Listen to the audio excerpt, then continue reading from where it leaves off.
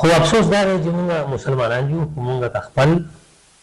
هغه اسلامي کلنډر هم نه دی معلوم. بیا مونږ دعوه کوو چې مونږ پښتانه یو خو زمونږ کشرانو ته خپل د پښتو کلنډر هم نه دی معلوم. اعوذ بالله من الشیطان الرجیم بسم الله الرحمن الرحیم. قدرمنو پښتونکو د پروګرام جهد مسلسل سره زه ستاسو قربا او زما سره زما مشر زما لارښود پروفیسر ریټایرډ پرنسپل رهایی صاحب حاضر دي. السلام علیکم ورحمت الله وبرکاته. سر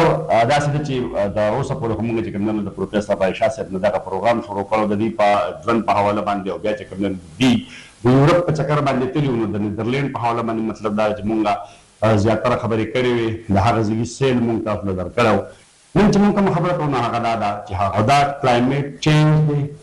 چې خلک یې محسوسوي او مطلب دا چې ځنګلونه والی کېږي نو بیا هم او کارخانې سیوا کېږي نو کلایمیټ چینج به هم دغه شانتې راځي او مطلب دا چې موسمونه به ګرمۍ طرف ته ځي او دا ګرمي به یو ځل دومره سیوا شي چې مطلب خلک به تباهي او هلاکت طرف ته لاړ شي. په دغه باندې بیا خبره نه کوم او شي ته ځي. خو د موسم په حواله به خبره کوو نو زمونږ په وطن کې هسې خو څلور موسمه دي او که څه خو دلته زمونږ سره میاشتې چې کومې دي یوه انګریزي میاشت ده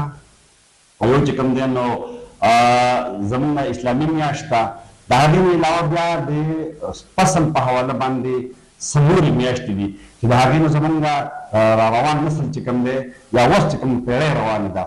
نو هغه ته نه دي خبر چې یاره دا کومې دي او د کوم تاریخ نه شروع کېږي او په کوم تاریخ باندې ختمېږي. نو سر اول خو زه تاسو ته په خپل پروګرام کې هرکلی وایم. ډېره ډېره مننه. کتونکو ملګرو سلامونه. وعلیکم السلام. دا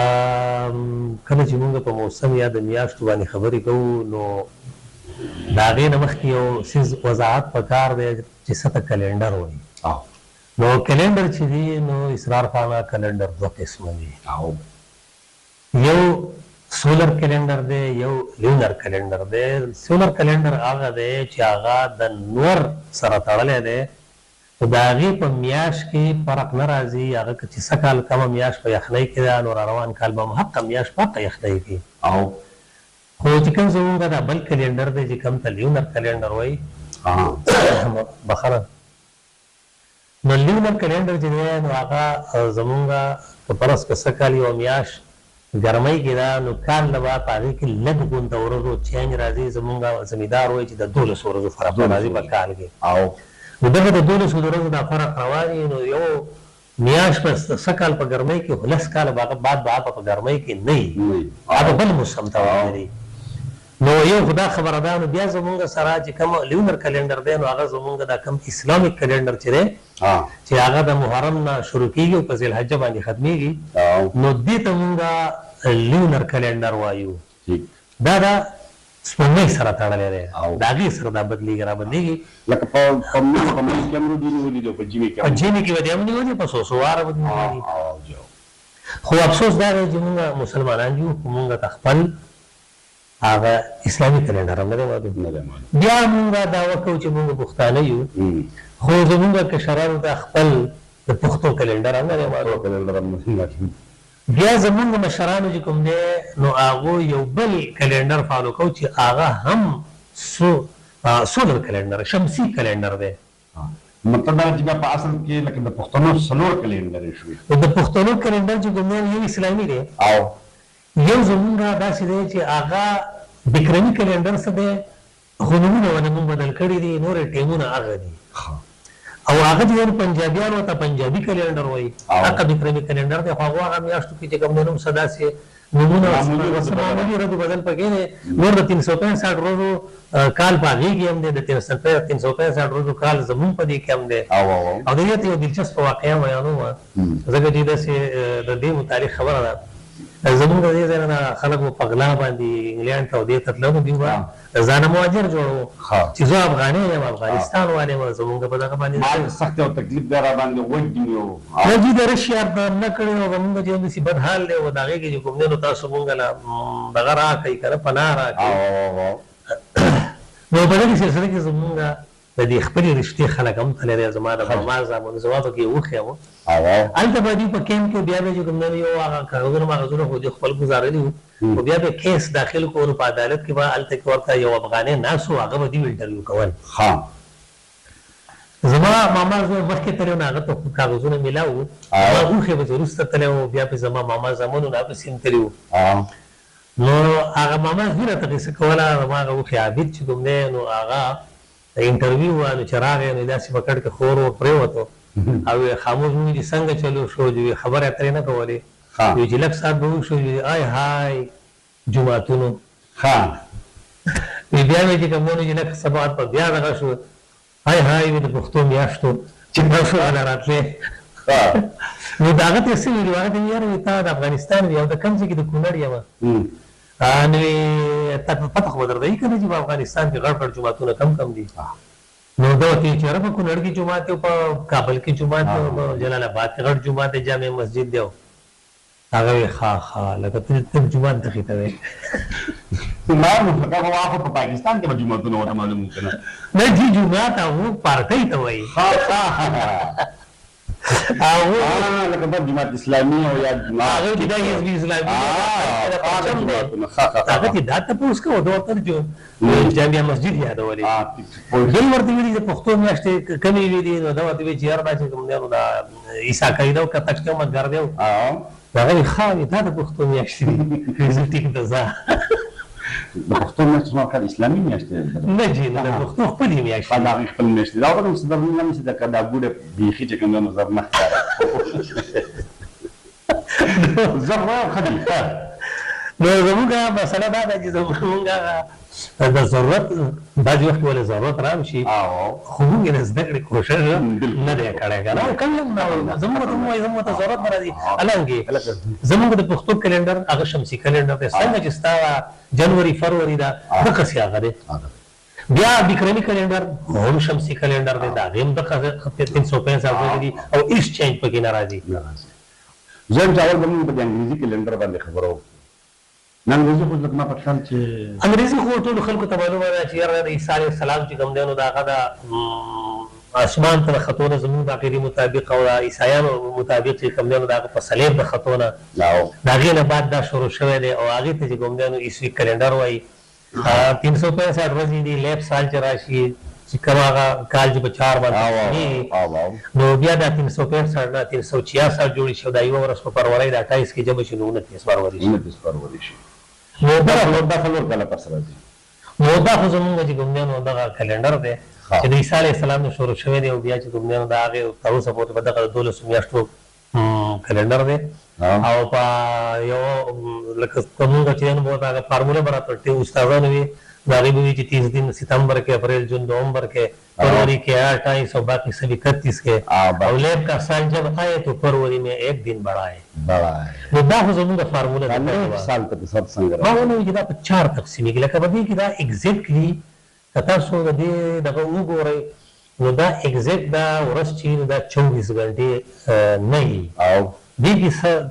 وخت دونه سیوا ده چې هغه څلور کال جمع شي دا غنه دغه یو ورځ جوړ شي ور ایگزیکټلی به مکه څنګه نو هغه سي نو دا خو د نور تک دی کنه نور خو ځای ولاړ دی هغه کې تبدیلی نه راځي سپوږمۍ چې دا خو لکه چورلی سیاره ده دا هغې کې تبدیلی راځي نو دا زمونږ چې کوم دی نو دا دغه کال دی دا انګریزی کال دی دغسې زمونږ اسلامي میاشتې چې کومې دي نو په هغې کې خو د ورځو د پته ځکه نه لګي چې په هغې کې ته مونږ ووایو چې په کال کې هغه 12 ورځې د 365 نه راکمې کا نو چې ته د 365 نه راکمې کې نو د دې مطلب دا شو چې ستا سره چې کوم دی نو زیات تر چې دي نو دا د سره اووه میاشتې د سره دغه رالې دا ووایه چې د 30 رالې او باقي د نه اووه میاشتې سره د 29 رالې 15 د سره د 30 رالې نو په دغه حساب باندې د دې هغه بدلون راځي نو دغه زمونږ اسلامي کلنډر دی اسلامي کلنډر چې کوم هغه د 12 هغه د ربیع الاول د میاشتې نه شروع نه جی هغه د محرم نه شروع کیږي محرم اوله میاشت بیا به سفر دی بیا ربیع الاول دی بیا ربیع الثانی دی بیا د الاول جمادی الثانی هغه د فقراو وسو ها نو چې خلک یو ما هو ستا ټیم بځای کیږي نه مانا ټیم نه خپ قلاره باندې خپ قلاره نو اورنۍ میاشت زمونږ د محرم نه چې زمونږ زنانه ورته چې کوم دی نو د اسنیانو میاشت وي بیا پسې سفر ده. کله شروع کېږي دا زما په خیال کې د وړوکي اختر نه جي دا څه ته نشي ویلی ښه چې کومه میاشت په خپل ځای ولاړه ده د څنګه وایي دا دې نه شروع د کېږي. هغې نه شروع کېږي ټیک شو. محرم چې دی نو محرم به څه کال په یو ورځو کې دا کال به په نورې ورځې شامل شي. پوه شوم د دې فکس دی نه دی. ښه نو محرم اولنۍ میاشت ده. او بیا پسې دویمه سفر ده کومې دي چې زمونږ خلک د پیریانو میاشت او بیا ربیع الاوله ده زمونږ زنان چې ورته وړومبی خور وایي. بیا ربیع الثاني ده نو هغې ته زمونږ په کورونو کې دویمه خور وایي. بیا پسې چې کوم دی نو جمادي الاول دی نو دا زمونږ درېیمه خور ده. ټیک شو. او بیا چې دی نو جمادي الثاني چې کومه ده نو دې ته اخرنۍ یا څلورمه خور وایي. او بالکل. بیا پسې چې کوم دی نو رجب دی. بیا شعبان دی دا د روژې نه مخکې میاشت شي. بیا رمضان دی. بیا پسې د ورکوټي اختر میاشت شوال دی. بیا پسې ذوالقعده ده او بیا پسې د حج میاشت لوی اختر ذوالحجه ده. دا 12 میاشتې زمونږ اسلامي میاشتې دي. اسلامي میاشتې ده. په دې کې بیا چې کوم دی نو لکه انتهایي اهمې ورځې چې کوم دی نو هغه د محرم دا دي، د وړوکي اختر ده، د لوی اختر ده، کوم چې اسلامي تهوارونه زمونږ او یو چې کوم دی نو پکې شب قدر چې هغه ډېره معتبره او مطلب دا دی چې د ټول اسلامي نړۍ دپاره د اسلام څومره د هغې لپاره مطلب تاسو مطلب چې په دې باندې هم دغه واچوئ که نه چې یاره دا ورځې پکې په څه باندې کومو حوالو چې کوم دی نو اهمیت لري. نو د دې خو مخې ته چې کوم دی نو که سړی داسې ګوري که نه هغه ورځ پرته وي چې سړی به ته ګوري بیا چې هغې کې متعلق ته ویلی شي که نه. نو اوس د محرم میاشت چې کومه ده نو هغه هسې هم چې نو د احترام میاشت ده او د دې میاشتو عموما ذکر هم شته، په قرآن کې هم ذکر شته دی. بیا چې دی نو که تاسو ووایئ نو په محرم کې چې دی نو د کربلا واقعه راغلې ده. نور د هغې نه علاوه هسې هم په دې کې چې دی نو د حدیثو مطابق په دې کې ورځې داسې چې په هغې کې روژه نیسي د هغې ډېر زیات ثوابونه دي. نو د دغې خپل اهمیت دغه دی. دغسې که تاسو ذوالحجې ته ګورئ نو په دې کې حج کېږي. بیا زمونږ اخرنۍ خطبه چې وه چې هغې ته چې کوم دی حجة الوداع چې کومه ده نو د وداع کومه خطبه چې ده نو هغه ته زمونږ بلکل د یو حاین حیثیت حاصل دی چې په هغې کې په هر څه په تفصیل سره بیان شوي وو. اسلامي آیین لکه ته ویلی شي هغه د اسلامي ژوند د تېرولو دپاره بلکل ضابطه اخلاق یا ضابطه آیات یا قانون ورته ویلی شي چې هغه یې قانون یو راغونډ شوی شکل دی. نو د محرم چې دغه خپل اهمیت دی. بیا چې په رمضان کې چې کوم دی نو ظاهره ده چې لیلة القدر پکې دی نو هغې کې قرآن نازل شوی دی. هغې باندې باقاعده چې کوم په قرآن کې صورت شته انا انزلناه فی لیلة القدر نو دغه باقاعده پکې صورت دی. نو داسې د هر ورځو سره یو واقعیات تړلي ده په هر حساب سره هغه مشهور دي. او مطلب دا ده چې نو داسې ده چې